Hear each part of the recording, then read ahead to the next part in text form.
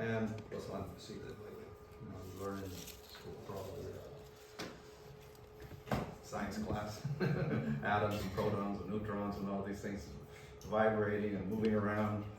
So so-called matter is not what we think it is in one sense, because it's also vibrating, it's also moving, and there's a lot of space in there, whatever. So this is just like a superficial view of reality. You see it's made up of all these little particles moving around, negative, positive, neutral, whatever, moving around. So we get the atoms, and then the atoms form into molecules. And they're bonded together in certain ways like this, and they're also vibrating at certain rates. So this makes up different substances we have in the material world. Some of these substances turn into our body, and then we get parts of our body like kidneys and the liver, intestines, the stomach, and heart, and bone, and blood, and all these things. We get all these different types of organs in our body. They're also vibrating. So in the early 20th century, some scientists began to investigate this, and they discovered that the organs of your body vibrate at certain rates. Everything is vibrating, but when you get an organ, it also has this particular frequency of vibration. So each organ of your body can be detected according to the vibration. And we have healthy vibration, so that's one thing. And then if your organ is not healthy, it vibrates differently. So therefore, by looking at the vibration of your organs, you can see if those organs are healthy or not. This is called vibrational medicine. And there's like a certain range where it's healthy, and then when it goes beyond that range, too high or too low, then it becomes unhealthy. So there's a way of detecting disease through detecting your vibration. Yeah, vibrational therapy. So that's being developed in the modern world more and more. We got more sensitive instruments, etc. Because blood tests don't work that well, no. No. Yeah, there's Liver function. very, very sophisticated techniques for figuring out what's wrong with your body without these gross type of things. Yeah. So, like this, we just see the. And light as well. They use light as. Yeah. So we get all these like vibrations like this. These are just a little bit primitive, but based on that, they've developed all sorts of modern instruments based on that. Now, once they detect your body is irregular, how to cure the vibration? By beaming the right vibration back, the healthy vibration back, and then your organ begins to vibrate at the right rate. So that's the cure. Vibration is also the cure. So this is a type of interesting medicine that's been developed in the modern world.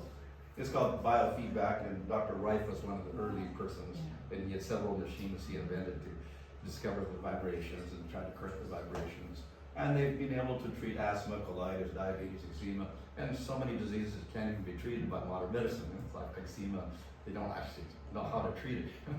So it can help. And if people are going to the doctor and they can't find a cure, maybe they should go to some other thing. Maybe it'll work. We don't know, but maybe it'll work. This alternative medicine in the modern world. But there are some serious people, like in Russia, they got this whole computerized system where they get all the vibrations of everything in your body, from your brain cells to your veins and your arteries and your kidneys and your chromosomes and everything. They take all sorts of measurements like this, and they figure out where the weak spots are in your body. MRI functions with radioactive Radioactive stuff. It's like an X-ray kind of thing. So that detects the gross aspect of the shape of the thing. Let's see if there's a growth here, a growth there, like that. So this is like a more invisible, goes inside your cells and whatever, and figures out what's irregular there, but simply by vibration like that. So it's a very advanced technique. There are a few people that do this in Australia now also. And they can detect all these little things in your nodes in your body and everything like that. It's a very, very far out technique. And then they can also give you medicine based on the vibration to try to cure these type of thing like that. So this is just some new type of medicine, future medicine. These people that have this machine, this is the future of medicine, they say. Because it's a different way to cure without being intrusive on the body and without disturbing the body with chemicals and stuff, which also disturb your body. Yeah, so it's very interesting. This is a new type of thing. So that's just one aspect of your body is vibrating, the organs are vibrating, but your brain is also vibrating. And it's commonly known that you have these different waves. You have the alpha waves and the delta waves and the gamma waves, etc. All different frequencies. Now the waking state this is the waking state, the beta wave. The alpha state is a famous one because that's the meditational state. It's kind of before sleep and also the meditation state, which is when you get open to creative ideas and things like that. So that's considered a very good state to be in. But normally people in the modern world are You mostly can in the dip in beta and out state. of alpha, can't you? Huh? You can dip in and out of alpha. Oh yeah. Well, if you meditate, you try to get into the alpha more permanently, like 10 minutes, 20 minutes like that, then you go into a trance state, whatever. But most people can't do that. They're in the beta state all the time. Too And active. artists dip into alpha when they go through sleep dip as well, right? Yeah. It's the half sleep state. Yeah. And then you may go into deeper sleep, like deep sleep and delta state, real slow waves. And so there's all these type of waves going on in And your which brain. state is best for health? Well, you need all four. You need Oh, them you all, know, you can't. but you have to have a balance. If you don't have some of these states, you can't sleep at night, for instance. Okay. And so if you don't go through the alpha and get up to the delta, you can't go to sleep. Then you're too much beta, and your mind is too active. So you have to have a balance of these states in your body. Otherwise, it's very unhealthy. Your brain is not functioning properly. Okay. Yeah. So that's just one aspect. Your brain has waves of vibrations going through it. But another thing is that But you can eliminate the beta zone, can't you? that's our waking state. Well, we have to be aware of something. We'd be in a coma state, and then we won't have any beta. But nobody wants to be in a coma state. Yeah, but to remove elation, which is also like meditative state, Yeah.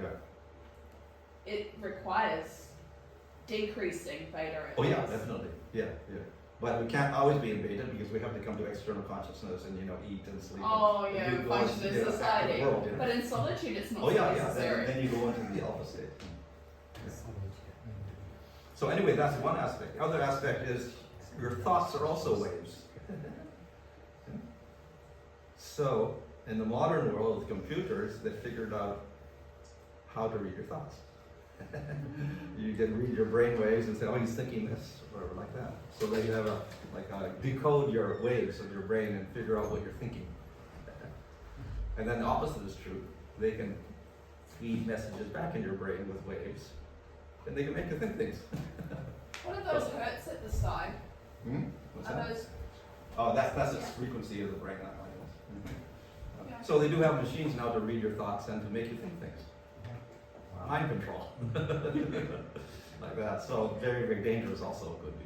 But they do have modern machines like that that can detect your thoughts. This is all waves again. Now, it's not so uncommon because we do know that in yoga, people can read your thoughts. How they read your thoughts? Because they're picking up those waves and they can figure out what they are. And also the people that can, like black magic, they can make you do things and think things. It's all the same thing. They can project their waves into your brain and make you do certain things.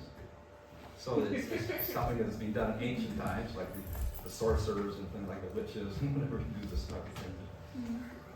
Okay, so this is our brain and whatever is vibrating, our body's vibrating, organs are vibrating, yeah? And they use sound to cure your body. Earth is also vibrating. It's got a natural frequency called 7.83 hertz. This is the Schumann resonance. Yeah? So this is your natural the natural vibration of the Earth. And it's the scientists, they know about it. Huh? Interesting enough, this 7.83 hertz is also the alpha state.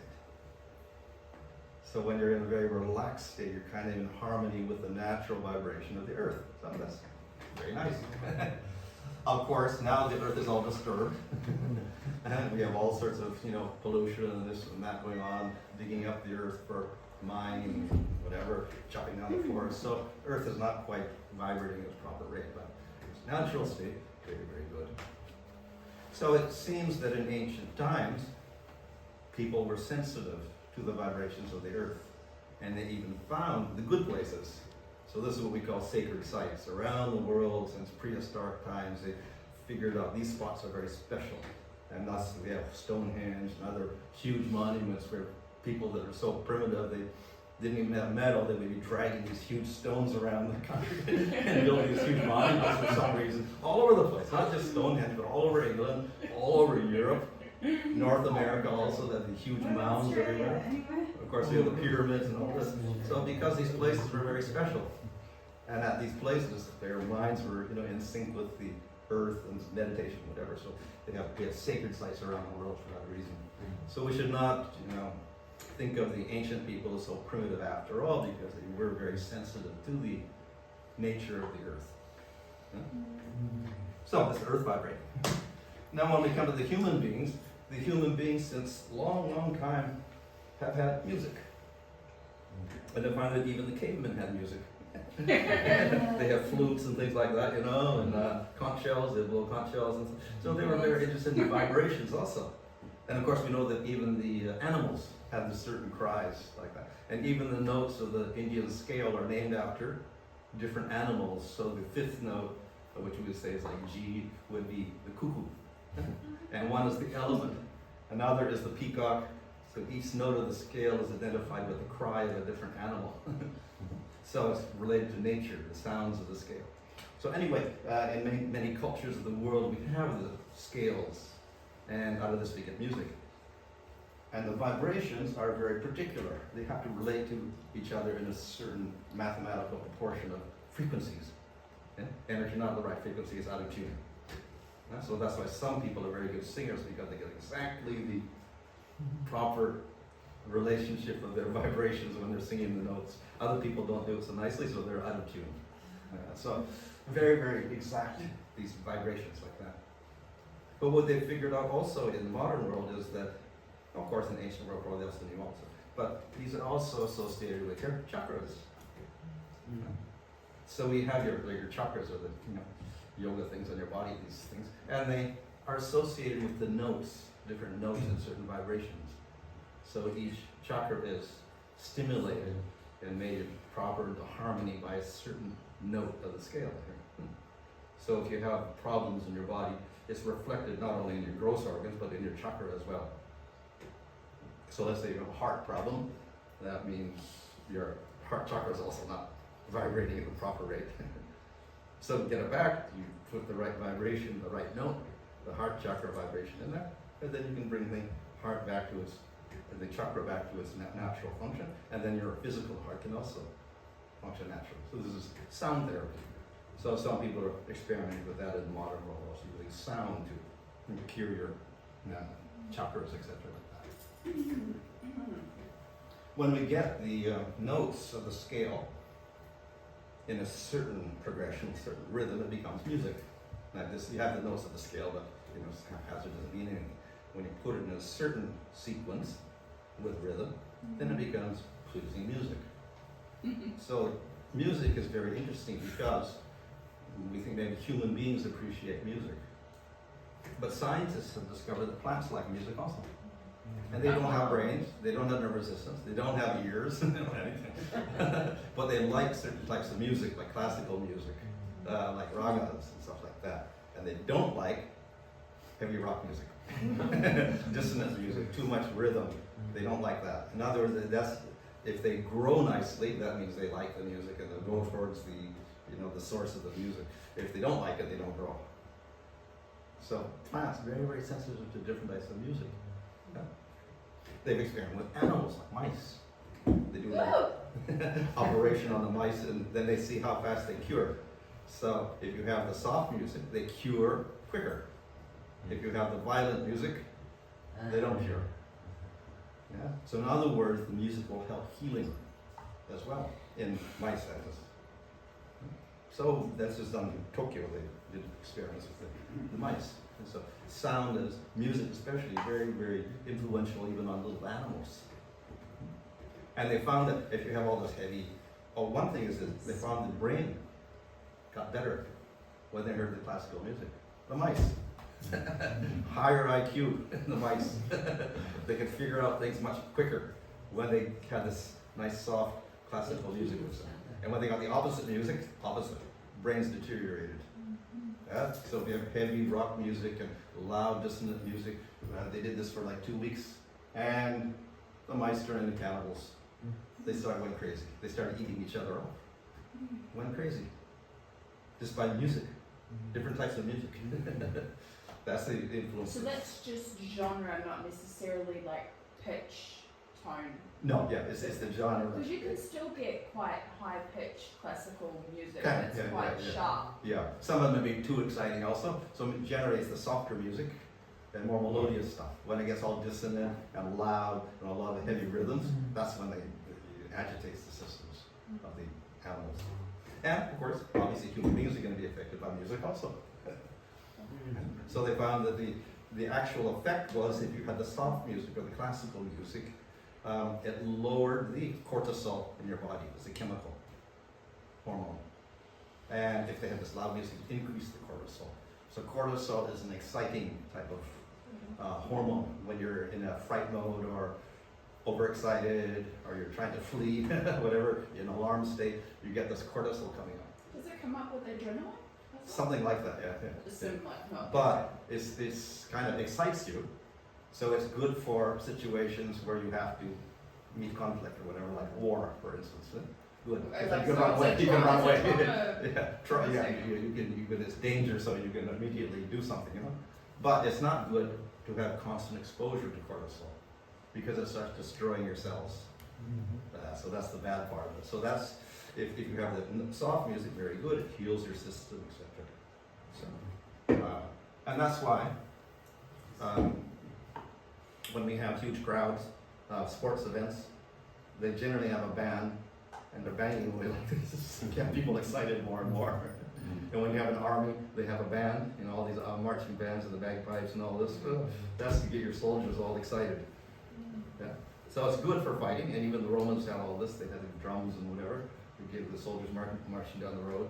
So it's good for conflict, fighting, all that. But long term, it destroys your system. Very, very bad for your health. So we have to be very careful of how much we expose ourselves to this too much exciting music and whatever. Unfortunately, what happens is you get addicted to it because you get addicted to the cortisol.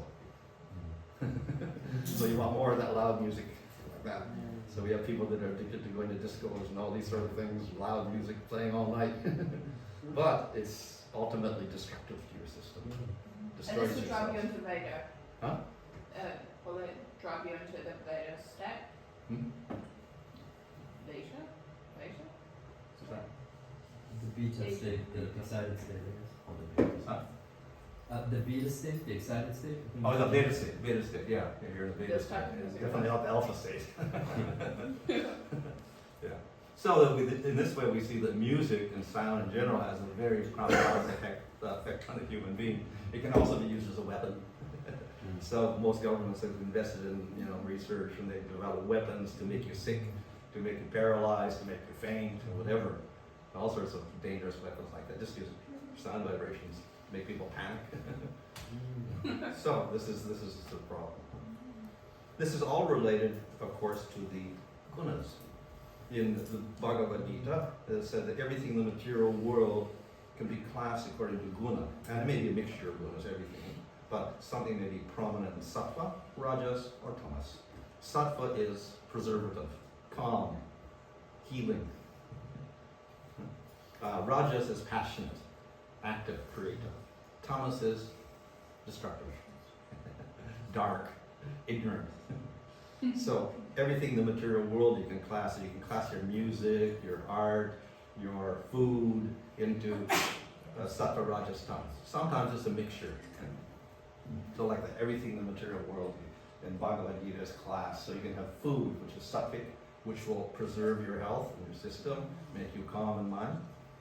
You'll have food in the rajasic mode, agitating food, which is like animal, vegetable mixture. And then you get tamasic food, which is really makes your mind into ignorance, sleep, drugs, and all this sort of hallucination, whatever like that. So, and similar music can be of that. So we find this loud, heavy, loud music will be in the tamasic and rajasic mode, and the peaceful music will be in the sattvic music. So everything we can choose very carefully in the material world to change our body and change our mind, etc. By the type of music, food, environment, exercise, whatever that we partake in. in the modern world, they also found that sound has a form. Usually we think sound is something that goes in your ear. But they have a little cymatic instrument here, where they connect a plate here that vibrates to note the keyboard. And when you play a note, it'll vibrate at a certain rate. And then they stick some white sand on top of the black surface, and each note develops into a different pattern. So each note of the scale not only has a sound, it also has a pattern to go with it. So it's a two-dimensional, of course, it's ultimately three-dimensional, but each note of the scale's got a distinct pattern to it. So when you hear music, you're actually hearing a changing pattern as well, or you could see a changing pattern if you could see it. So music is not just, sound like that, it's multidimensional. So very, very interesting. Sound has a form. Whatever. Okay. Yeah, this was one strange note. It came out of the down itself that personified. I think it was a G sharp or It's like something. if you play different music with water or something. What's that? The water changes shape. I've seen that. Is that right? Yeah. They can do it in water. I think these are water shapes here, like this. Very simple. Now, some people develop little instruments also where they're playing home music and they will show all the changing patterns that are going on when their music is going on. So in India they have mantras, which are sound, and then to represent that visually on a 2D thing, they have a yantra. So the yantra is a two-dimensional representation of sound, a mantra, particular mantra. So again, we get sound taking a shape. So we have different shapes like this, and there's so many of these yantras in India. But we'll notice one thing about the yantras is that we have circles and squares basically, and triangles, whatever. It's all very symmetrical. Everything is, you say, in harmony. And also, this is actually, the yantra represents the universe. East, west, north, south, these are the gates of the universe, of the directions like this. You see this one also? East, west, north, south there.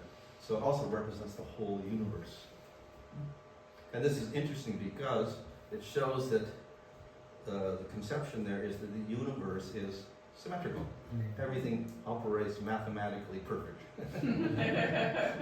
So we see that, of course, the pine cone and the seashell and the whole galaxy, they operate on the same mathematical principles for some reason.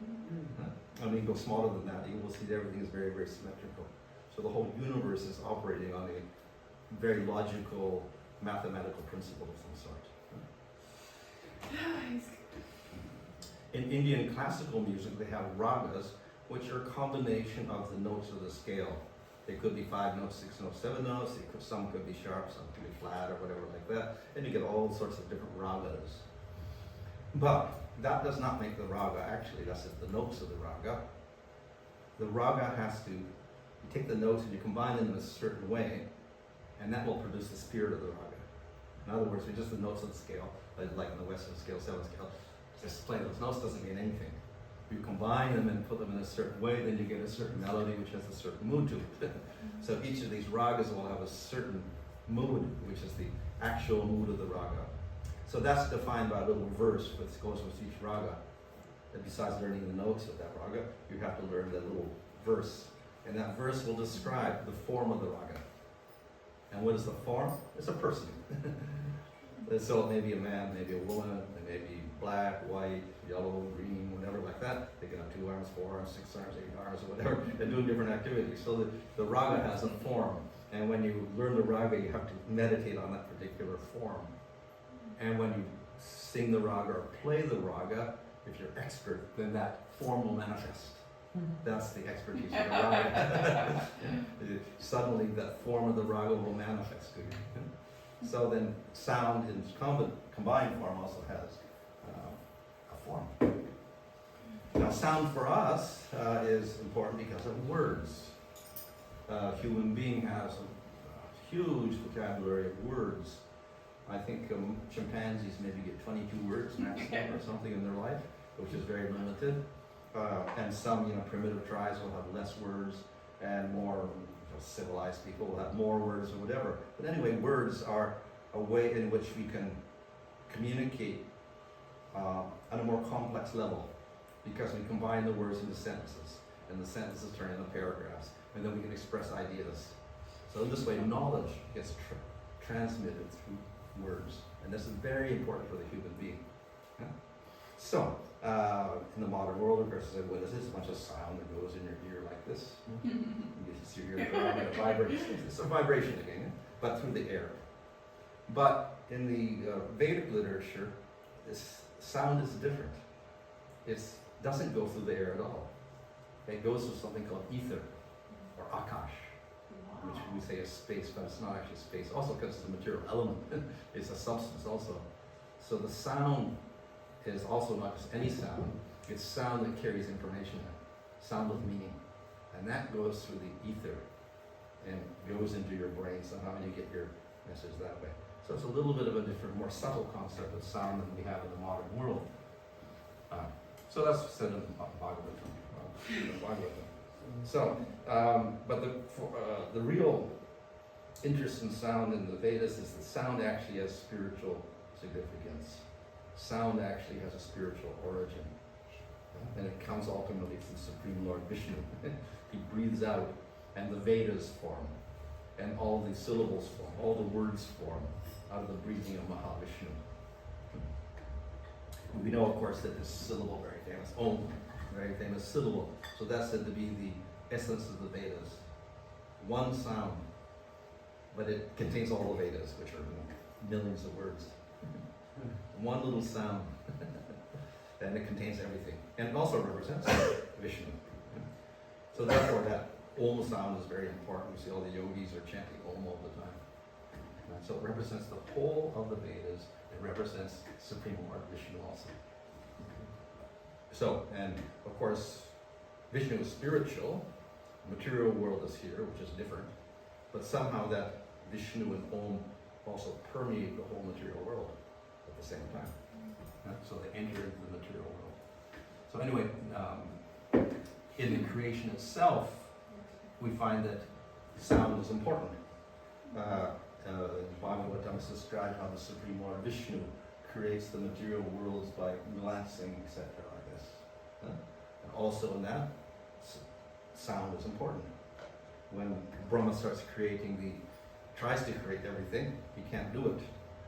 So then he hears the Gayatri mantra, which is an expansion of the Om, from Krishna's flute, and it goes into his mind, and then he's able to create the material world, all the universes and all the worlds and the living entities, all the bodies for the living entities, etc. So creation takes place through sound. So that's Brahma.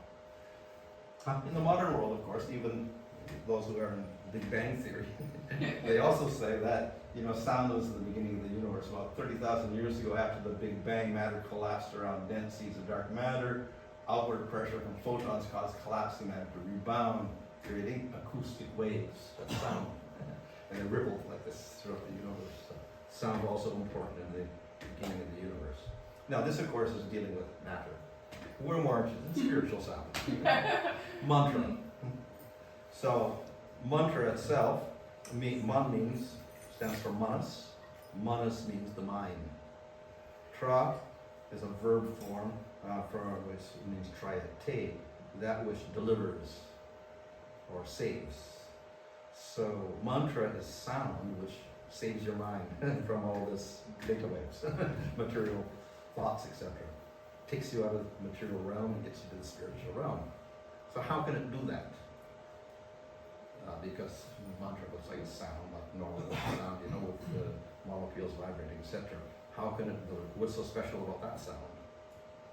So the answer in the scripture is that no, this is not spiritual, material sound. It comes from the spiritual universe.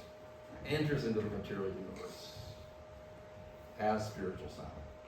But how could we access spiritual sound? Because our ears are for material sound. So then there's a process by which this takes place.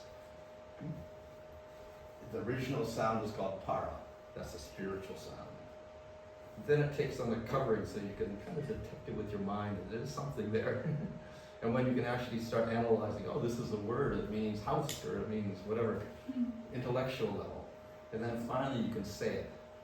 Ah, that's a house. And you can verbalize it, and you can hear it. So in other words, it becomes accessible to our material senses at a certain point. But its origin is actually spiritual. But it takes on forms by which your mind and intellect and then your senses can grasp it. So we can deal with it in the material world. So that's how sound, I would say, manifests in the material world. And that's also associated with your chakras. From your Muladhara chakra up here, throat chakra, and then you can say it, and then you can hear it. So you hear the mantra, and it still has the spiritual sound there. So you're hearing the material aspect because we're accustomed to material sound, but we also get the spiritual essence there as well. So that's how the mantra works. So then that spiritual essence goes backwards. We hear it, and it goes back, and it starts influencing the Atma, or the Jiva, the spirit soul, and that takes the spirit soul into the spiritual realm. Yeah? So in other words, spiritual sound enters into the material world, grabs us, and takes us back to the spiritual realm. So this is why the mantra is very, very special. So, it's difficult to measure anything spiritual. We cannot, in science, detect the soul or anything. They try, but they can't detect the soul.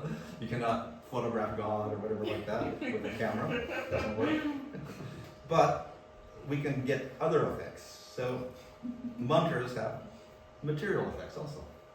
So they discovered, chanting Gayatri mantra and some Sanskrit mantras, you actually improve your health.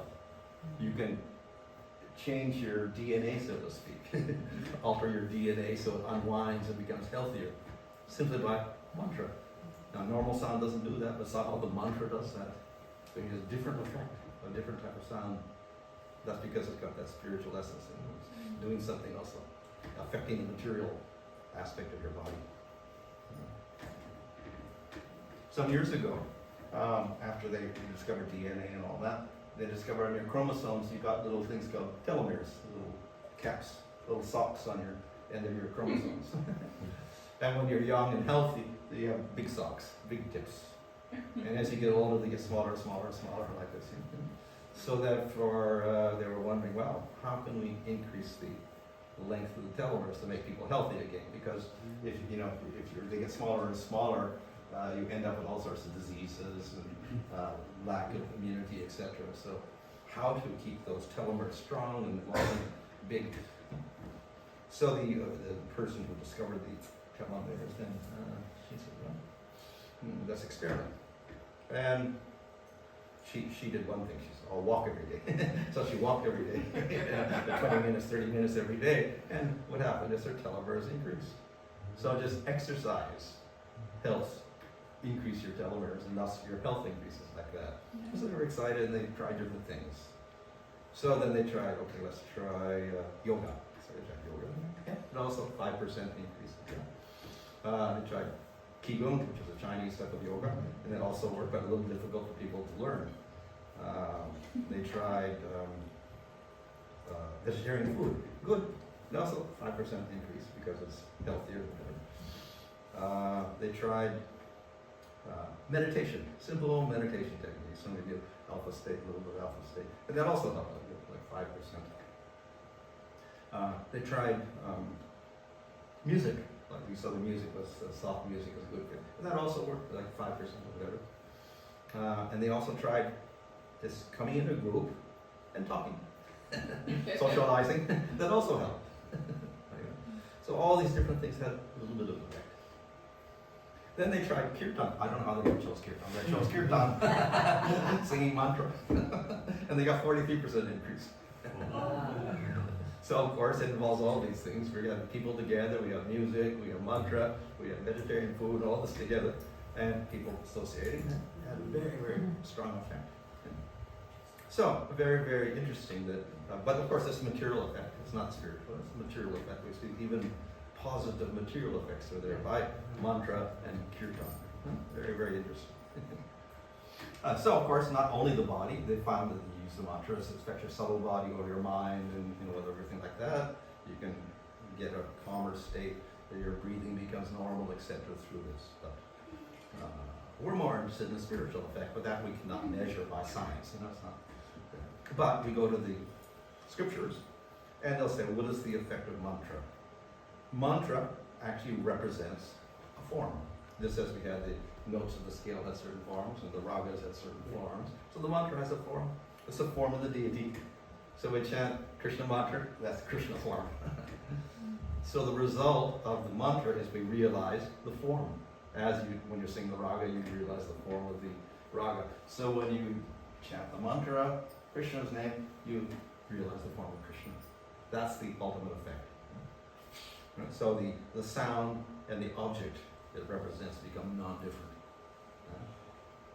So interestingly enough, we just don't chant Krishna's name, we say Hare Krishna. So Hare actually represents Radharani. So we have Krishna, who's the male form, we have Radharani, the female form. So we realize not just Krishna, but Radha and Krishna. And that's why we have in our temple, we have Radha Krishna deities. So what is the result of realizing Radha and Krishna? Of course, the goal for everybody is eternal love and bliss. Everybody wants love, everyone wants bliss. And nobody will say they don't want that. So Krishna, just scripturally, Krishna means he who is the source of everything and the source of bliss. So he is the Supreme Lord, but he's the source of all bliss. So the word Krishna, if you realize it, we get all bliss. We also say Hare Rama. So Rama means the one who gives bliss, again. And Hare, as I said, Radha, and who is Radha, she is the personification of bliss also. It's called Hladini Shakti. So we have three words, Hare, Krishna, and Rama, all representing bliss. So when we realize Radha and Krishna, then we realize ultimate bliss. Spiritual bliss, eternal bliss, not material bliss. So that's the ultimate goal. Realize these supreme forms and then experience the highest bliss. So that's what mantra does. So we see that mantra, we can find the physical effects of mantra. We can see that to some degree on the body and the mind. But we're interested in the effect on the Atma, or the soul. That is where we get spiritual bliss, to realize the spiritual form of the Lord. So the mantra can have all these effects. So mantra is sound, but it's special sound. It's impregnated with that spiritual essence, which is ultimately the Supreme Lord. And through that, we can get the highest bliss. So that's why we chant mantra. By this we enter the spiritual universe. We get go to the spiritual world. Okay. Any question? Yeah, just one question. Yeah. Does music alter the DNA? Yeah, to some degree. Or is it not the only thing that can? Yeah, I think all these Wow. positive things, the music will do it, like the telomeres, you do the soft music, any soft classical music, it'll start doing it. You do the opposite music, it's the opposite. Especially if you're going to convert from, say, like if you have meat-eating DNA, Yeah. I can't remember, is it A+, and then you go vegetarian, you would say that your DNA is altered, right? Yeah, When you know that you can function without it. yeah. It's not as easy, but... So in Nepal, how they have those, I don't know what it's called, but they have that steel bowl with the sounding thing. So that's like a healing instrument, Hello? right? I don't, That sound little bowl? water... You know the sound bowl? The bowls, Yeah. the singing bowls, with the sound. That's sounding, so you're getting a certain vibration there, which affects your body. I think they have the different ones for the different chakras even for that, so you get your Yeah. chakras in harmony with those, Yeah. it helps your health and I think there's purifies like your the body. element of water in it as well, right? Huh? The sound... Element of water, yeah. Yeah, they are. Yeah. The other thing is that people are interested in crystals. So the thing about crystals, they also absorb vibration. And they can irradiate vibration also, so that's why they're important. They're like resonators. Yeah, that's it. I love the ionic crystals.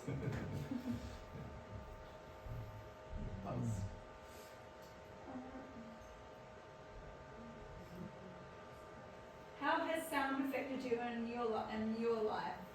Well, I was interested in like Buddhism and philosophy and things like that, but then I couldn't really find anybody who was teaching any of that. I was in Japan at the time. And then I met some devotees, Hare Krishna, on the street. So the sound was there, and I got attracted to that sound. I didn't know what it meant, but I was attracted to that sound, Yeah. so then I started hearing it more and more, and that's how I got into it. So it's a sound that attracted me. That's so funny. I love that 2-string Tibetan violin. I've heard that on the streets before too, and I can stay there for so long.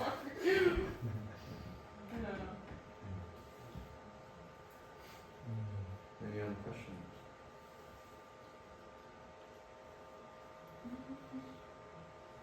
I'm just curious, like, how do you chant the mantra, and like, at what, what volume do you chant it? Yeah. The thing about the mantra, Hare Krishna mantra, is that you can do it in 3 ways. Loudly, as you're doing kirtan, very effective. You can do it audibly, semi-audibly for yourself, that's like japa, whatever. It's also very good. Or you can do it silently in the mind, also good. So it works on all levels, you can do that. So for meditation, you can do silent or very soft. And for, if you want it, can't meditate all the time, then you do kirtan, and it has equal good effect. So all forms are good. That's kind of the advantage of the Hare Krishna mantra, because you can do it in a very waking state with the loud one, or you can do it in a very alpha state, whatever, like that as well, and you're relaxed and meditative as well. You can do it both ways. But most mantras, you have to do it silently. So this has the advantage, you can do it loudly, publicly, whatever, and it still has very great effect.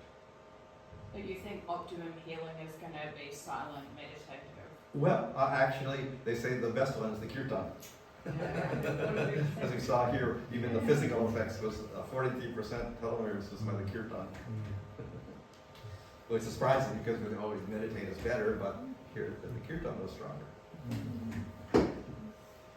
I have a question. Yeah. So you're talking about vibration because of that chant, right? That's a healing effect. Yeah. So what is the point of dancing in that effect? Because everyone is it's a result of the vibration, or it's Yeah. Well, of course, we saw that exercise was good. You can do yoga, you can walk, you can do this and that. So then dancing also would be exercise also. So that's the good exercise when you're doing the kirtan, you can do that. And that can also stimulate your, let's say on the physical level, you stimulate your telomeres or whatever. But the other idea is that we can engage our ear, our nose, our taste and whatever, eyes, whatever, and spiritual things. We can also engage the whole body in serving the Lord. So that's dancing. So in India they developed a whole thing. They had like Bharatanatyam dancing, classical dancing, and other forms of dancing in different states, which is all therefore depicting the actions and stories of the Supreme Lord. So it's all spiritual. So you're spiritualizing your body by enacting the Lord's pastimes. So it's also dancing.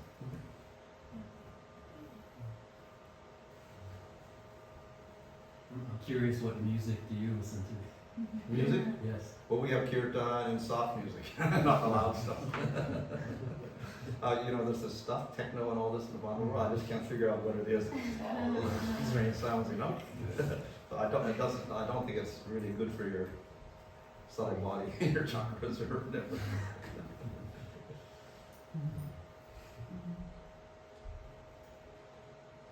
Okay. Anything else?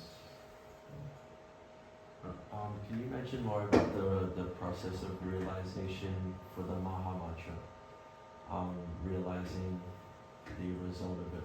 Oh, yeah. Chanting the Hare Krishna mantra, we also go through stages. What we call sadhana, it's our practice. And gradually we can concentrate more because usually our mind is all split out. Chanting, we can concentrate more and more. And what this does, as I said, it stimulates the Atma. The Atma becomes more devotional in that whole process. And at a certain stage, then we get the revelation of Supreme Lord. Krishna will manifest, because we're saying Krishna will manifest to us. That's called Bhava state. So first the form will manifest. Then we'll get qualities of the Lord manifesting. Then we get activities of the Lord manifesting. Then we participate in the activities. And we get rasa, which is called relationship with the Lord. And we get the bliss. And that's prema, that's the state of prema. So gradually more absorption in the Lord, until we realize the Lord, and we realize an intimate relationship with the Lord, and we experience bliss.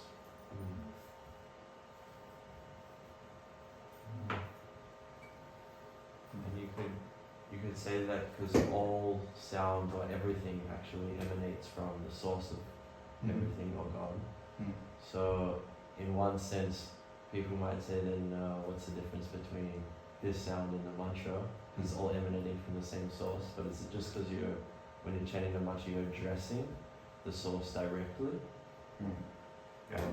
Or what is it? Yeah. But that's one aspect, yes, which is directed to the Lord. The other, of course, is the mantra that says, comes to the spiritual world. Right. The normal sound is product of the material world. We have this whole theory, elements coming out, sound coming out, senses coming out, everything like that. It's all material. And we get material sound, material form, etc. Whereas the mantra actually is spiritual sound with spiritual form. Coming into the material, looking like material form, but actually not. So it grabs us because it looks like it's a material sound and we can hear it, but actually it's spiritual. And then it begins to affect our soul. And we can say that that effect is healing, right? Yeah, I think definitely. Yeah. The So idea is. I mean, there are different mantras, right? So Yeah. finding the accurate one to, say if you're trying to heal a spiritual melody Yeah. inside of, like a broken soul, how do you know what type of sound or frequency yeah, you're going to work with to Yeah, get yeah. the right result? Yeah. So there are so many different mantras, and for so many different forms of the Lord, and even for David does and other. But it gets a little confusing, like, which one are we going to use? So the solution to that is we should gradually go to the higher and more powerful, till we get to the supreme, most powerful form of all. Yeah, that's the logical. So who is the most powerful form? So if we go to the Bhagavad Gita, Krishna is the highest form. So he includes all the other forms within him. So whatever they can cure you or give you good results, it's also including Krishna. So it's therefore effective for everybody because it includes all results. All the results that all the other forms could give and all the mantras could give are included in Krishna himself. So that's why it's like the universal medicine. Medicine to cure all the diseases. So, but we can't say that one's senses are solely responsible for the type of healing that's needed inside of a soul. Yeah. Well, as I said, it's like in material medicine. We have different medicines for different diseases, etc. Yeah. But it's like partial, Yeah. So ultimately, if we get behind the cause of that, there's also psychological causes. Yeah. We have to cure that. And behind that also we ultimately get to the Atma. That's the ultimate cause of everything. It's the cause of your sickness and the cause of your getting cured also.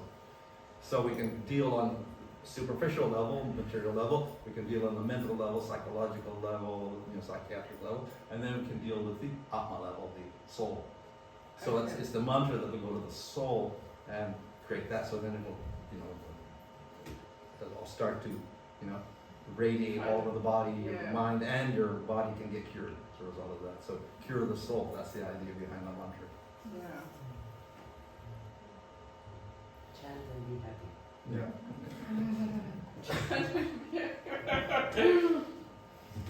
It's a very simple statement, but actually it's the highest. So actually, taking that spiritual medicine Yeah.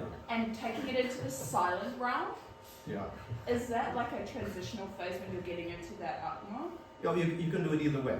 It's silent. Yeah, no, or but if not. you've tried if you've tried the other two, Yeah. and they're not and working. if you like then- that, so yeah. you can use it anyway. Any way that's preferable for you or that works for you, you do it. And because it's flexible. Louder, softer, silent, it doesn't matter as long as it gives you the right effect.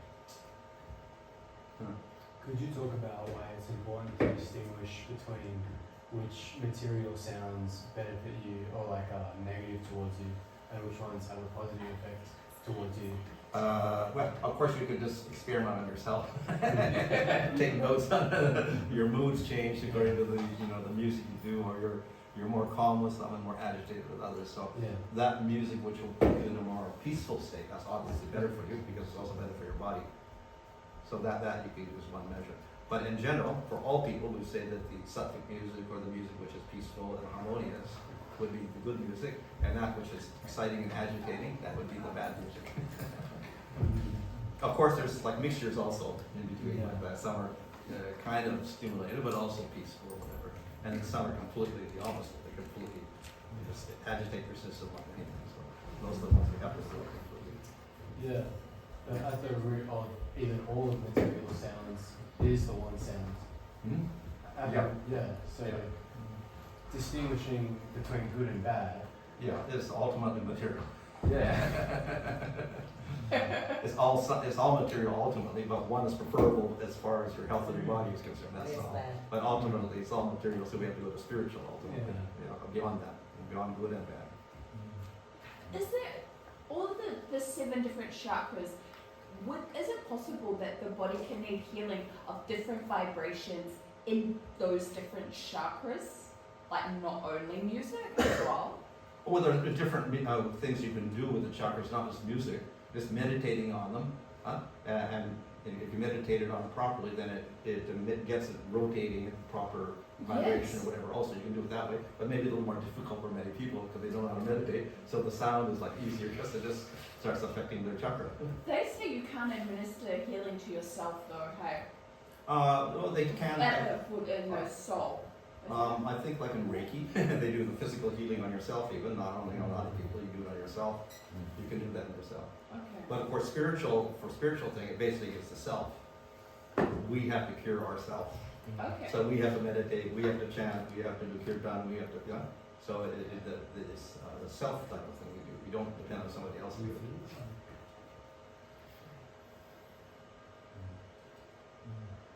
Okay. Thank you. Okay. Thank you.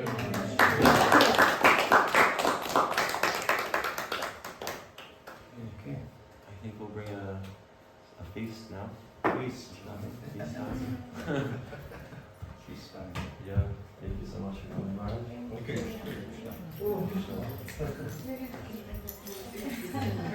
Get off the line.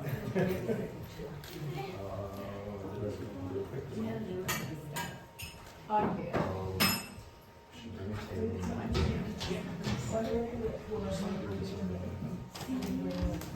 Do you want us to bring the tables back in? Yeah, it'll be good. I think just one will be One?